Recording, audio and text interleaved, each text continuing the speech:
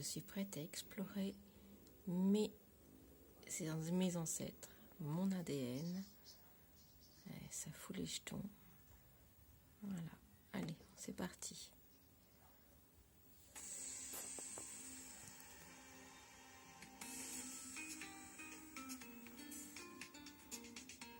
Ibère à 72%, 14% anglaise,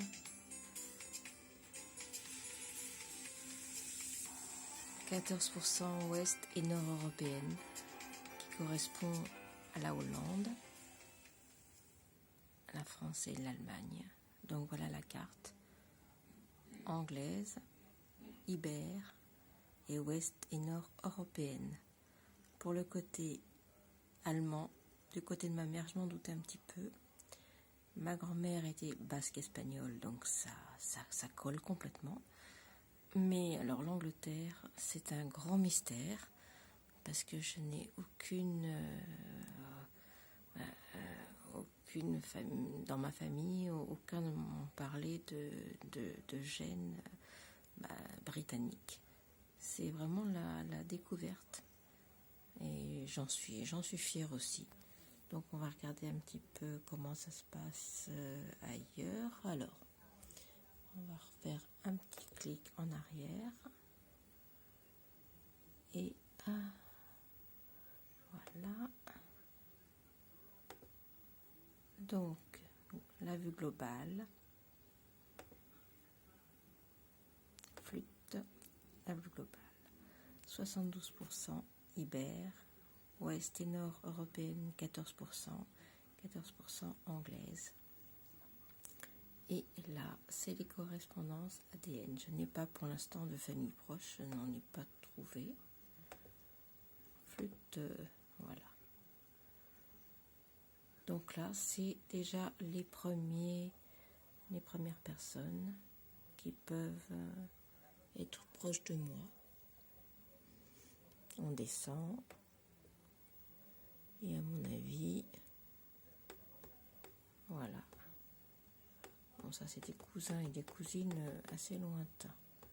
Pour l'instant, je n'ai pas trouvé de famille proche. C'est fabuleux de voir d'où on vient, c'est intéressant. Et alors après, c'est outils. Les outils, je ne sais pas trop ce que c'est. Oui, donc après, c'est les comparateurs d'ADN. Je fasse ça tranquillement. Et ensuite, AutoCluster, je ne sais pas ce que c'est. C'est un outil automatique qui organise la correspondance ADN en groupe. Et ensuite, la carte des origines ethniques pour les Européens. Et puis le reste du monde aussi, j'imagine. Écoute, c'est une surprise, mais pas tout à fait, parce que je savais que j'avais des origines basques, donc basque espagnol. Portugal, je ne pense pas. Espagnol, Pays basque, Allemagne, Hollande, France, et un petit peu d'anglais, enfin, pareil, le même pourcentage que pour l'ouest et nord européen. Donc là, c'est vraiment une grosse surprise pour l'Angleterre, mais j'en suis fière parce que j'aime beaucoup l'Angleterre, l'île britannique, enfin bon.